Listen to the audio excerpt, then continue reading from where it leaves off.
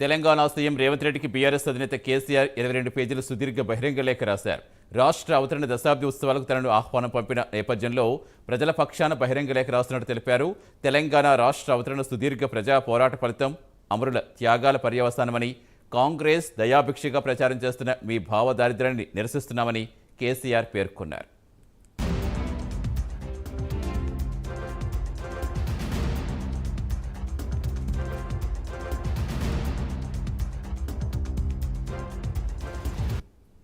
మిమ్మల్ని ప్రశ్నించేవారిని అడుగడుగునా అవమానిస్తూ దాడులు చేస్తున్న మీ వైఖరి, తెలంగాణ అస్తిత్వాన్ని అవమానిస్తున్న మీ వికృత పోకడలు నిరసిస్తూ మీరు నిర్వహించే దశాబ్ది ఉత్సవాల్లో బీఆర్ఎస్ పార్టీ పాల్గొనలేదని తెలియజేసేందుకు విచారిస్తున్నారని కేసీఆర్ తెలిపారు. ఇక ముందైనా ఇలాంటి వైఖరి మానుకుని నిజమైన ప్రగతి కోసం, సంక్షేమం కోసం మీరు ప్రయత్నిస్తారని, ఎన్నికల వాగ్దానాలు త్వరలో నెరవేరుస్తారని, ప్రజల మన్ననలు పొందుతారని ఆశిస్తున్నారని జై తెలంగాణ, జై భారత్ ఇట్లు మీ కల్వకుంట్ల చంద్రశేఖరరావు బీఆర్ఎస్ పార్టీ అధ్యక్షుడు అంటూ లేఖను ముగించారు.